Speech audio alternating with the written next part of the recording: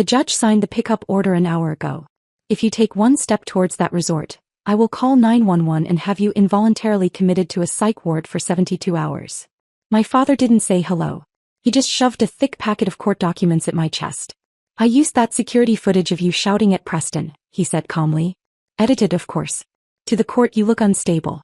So here is your choice. Take this one-way ticket to Nebraska, or spend the weekend in a lockdown facility. You are invisible, Selena. Do you understand? Drop a comment and let me know where you're listening from and what time it is for you right now.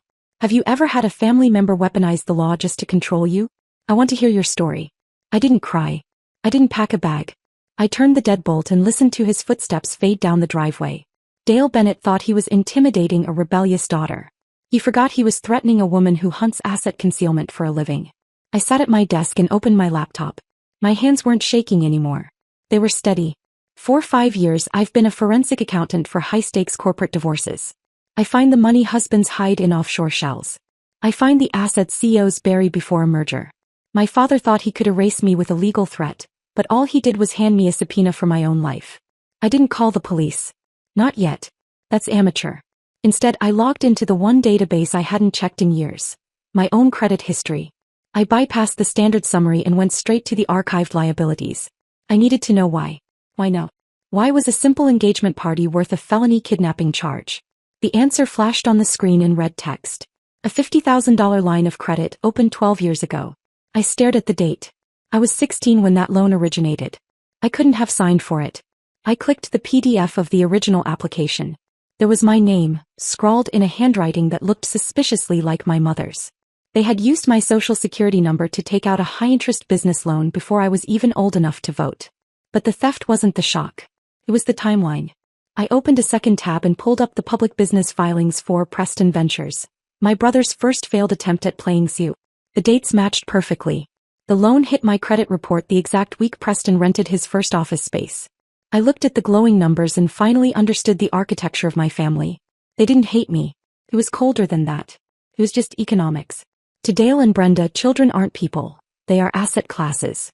Preston was the high-risk, high-reward startup.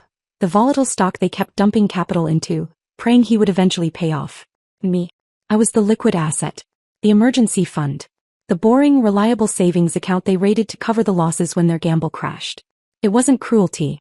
It was bad portfolio management. They weren't trying to hide me from Savannah Sterling because I was embarrassing. They were hiding me because I was the evidence.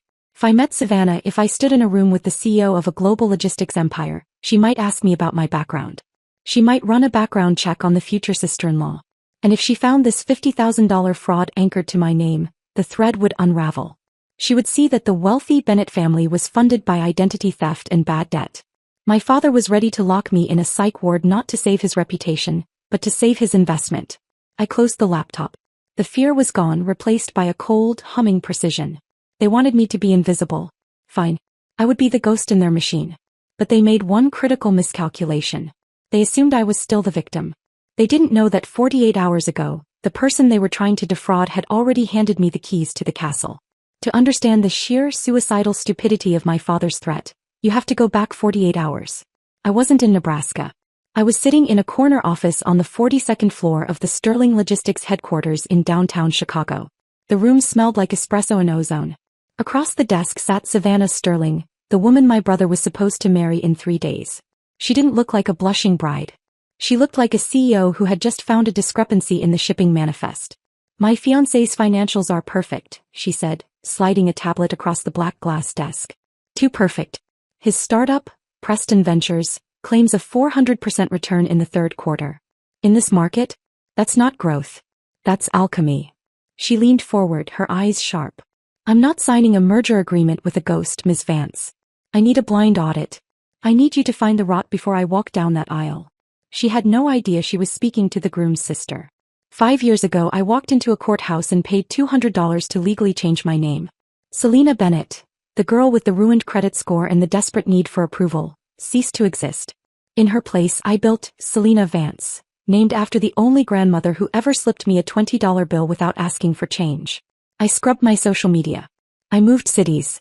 I built a reputation as the forensic accountant you hire when you want to put someone in prison, not just divorce them. To Savannah, I was just a highly recommended consultant from an external agency.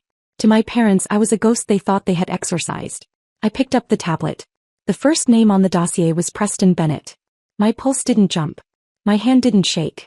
I've trained myself to treat adrenaline like background noise. I scrolled through the summary. It was a masterpiece of fiction.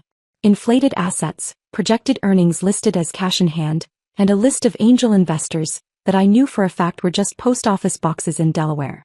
Can you do it? Savannah asked. The engagement signing is Saturday. I need a verdict by then. The irony was suffocating.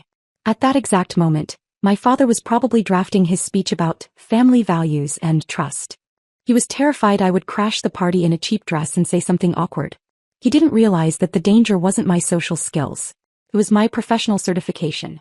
I looked at the woman who was about to marry into a crime scene. I could have told her right then. I could have said, I'm his sister and he's a fraud. But accusations are messy. Accusations can be denied. Proof is bulletproof.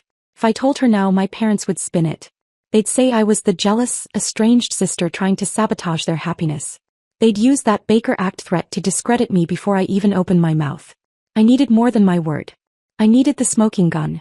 I don't have a conflict of interest, I lied technically. The conflict was theirs, not mine. I'll take the case. Full access. If there is rot, I'll find it. Good, Savannah said. She tapped a key on her laptop, granting me administrator privileges to the data room. Welcome to the family, Ms. Vance. She meant the corporate family. She didn't know she had just handed the keys to the castle to the one person who knew exactly where the bodies were buried. My parents were guarding the front gate with threats and lawyers, completely unaware that I was already inside the throne room, sharpening my knife. I didn't sleep. I didn't pack for Nebraska.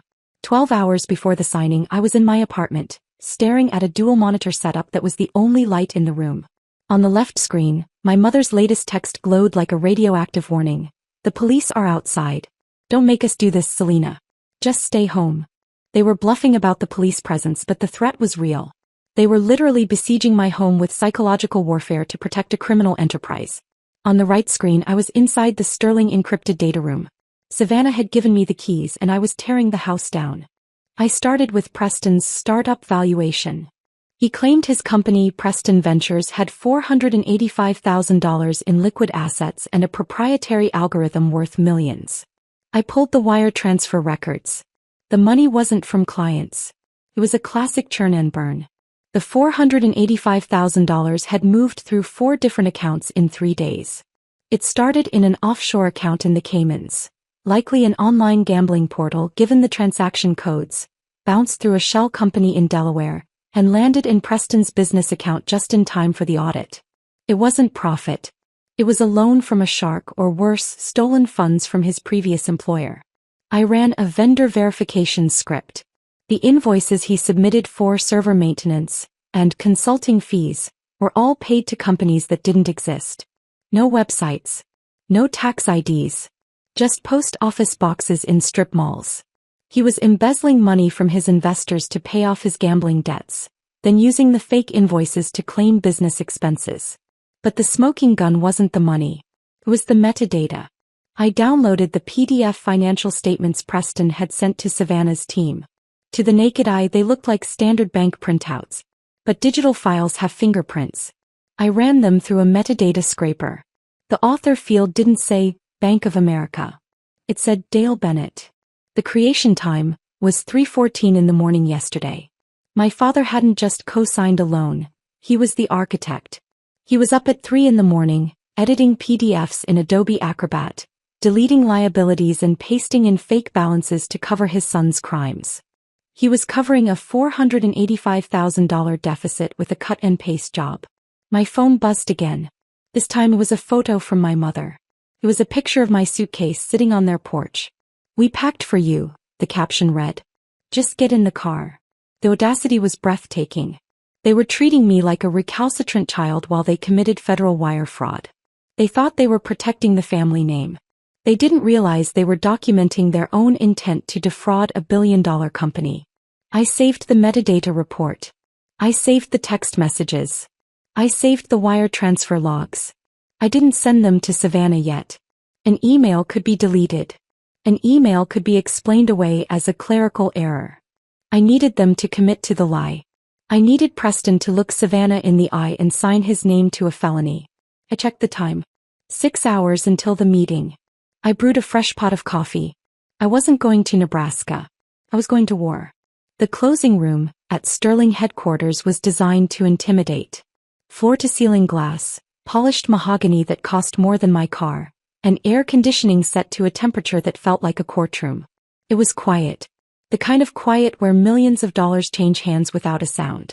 I wasn't at the table. I was sitting in the adjacent A/V control room, watching through the one-way mirror. The sound feed was crystal clear. I could hear the click of Preston's pen as he fidgeted. I could hear the rustle of my mother's silk blouse. Savannah sat at the head of the table, flanked by 2 junior lawyers. Opposite her sat my family. Preston, Dale, and Brenda. They looked like they had won the lottery. My father was leaning back, confident, already spending the merger money in his head. My mother was smiling, that tight, practice smile she used for church potlucks. Preston looked nervous but greedy. He kept checking his phone, probably waiting for the wire transfer to clear his debts before the sharks came calling. They thought I was on a plane to Omaha. They thought the threat had worked. Preston slid the iPad across the mahogany surface. "Just need your signature to merge the accounts, babe," he said, flashing that easy, charming grin that had fooled investors for years. "The valuation is all there. Clean as a whistle." Savannah picked up the stylus. She hovered it over the screen. My heart hammered against my ribs. This was it. The point of no return. I pressed the button on my headset, speaking directly into the tiny earpiece Savannah was wearing under her hair. "Wait," I said. "Don't sign. Ask him to email the final version to your secure server first. We need a digital timestamp." Savannah froze. She set the stylus down. The smile on Preston's face faltered. "Actually," Savannah said, her voice smooth and professional. "Preston, email the final PDF to me right now. I want a time-stamped digital copy for the board before I sign anything. Just protocol." Preston hesitated. He glanced at Dale. A flicker of panic crossed my father's eyes, but he nodded. It was a reasonable request. They couldn't refuse without looking suspicious. "Sure," Preston said. He tapped on his laptop. "Sending it now." I watched him. I watched his finger hover over the send button. In that moment, time seemed to stretch. I could have stopped him. I could have burst into the room and shouted the truth. I could have saved him from a federal indictment. He was my brother. We had shared bunk beds. We had played in the same backyard. But saving a predator from the consequences of his hunger is just feeding him. If I stopped him now, he would just find another victim. Another fiancé. Another scam. He wouldn't learn, he would just get better at hiding it. I let him press the button. The email landed in the Sterling server. The trap snapped shut. The moment that file crossed the server, the lie stopped being a domestic dispute. It became wire fraud. It became a felony with a mandatory minimum sentence. He had just signed his own warrant. It wasn't cruelty. It was the physics of justice. The notification sound from Savannah's tablet was soft, a polite ding that echoed like a gunshot in the silent room. "It's here," Savannah whispered, staring at the screen. I pushed through the heavy oak doors. The latch snapped shut behind me and every head turned. Dale, Brenda, Preston. Confusion flickered. Then panic. Dale shot to his feet, his chair crashing backward. "What is she doing here?" he barked at Savannah. "She's unstable." I ignored him and walked to the table. "You just committed wire fraud, Preston. Federal charges." Before Preston could speak, Dale slammed a packet of court papers onto the table. "She's having a psychotic break. That's a signed court order. He hacked your system. She's been stalking him. I'm calling the police." He dialed, voice shaking with fury. The lawyers backed away. Savannah hesitated, and that terrified me more than the threat of arrest. While Dale shouted into the phone, I stepped to the console and pulled a USB drive from my pocket. The screen lit up with raw data. "Keep them on the line," I said calmly. "You'll need them." I split the display. Left, Preston's financial statement. $485,000 in reserves. Right, live bank verification. The balance loaded, -$4. I zoomed in. Helvetica is the bank's font. Preston used Arial. He pasted fake numbers over a massive deficit. Silence crushed the room. Dale tried again. She forged this. And here's the motive. I opened another file. A $50,000 loan taken out in my name. My social security number. Your IP address, Dad. You stole my identity and tried to have me institutionalized to hide it. Savannah picked up the affidavit, tore it in pieces and dropped them on the floor.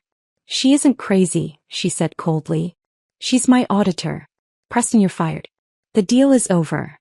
The doors opened again, this time to 4 agents in FBI jackets. Preston collapsed. Dale went silent as cuffs closed around his wrists. I didn't destroy the family, I told him as they let him out. I audited it. 3 weeks later in my new office, I deleted the archive of threats and stolen credit records. Then I walked into the evening air, finally free. I erased my past to protect my future.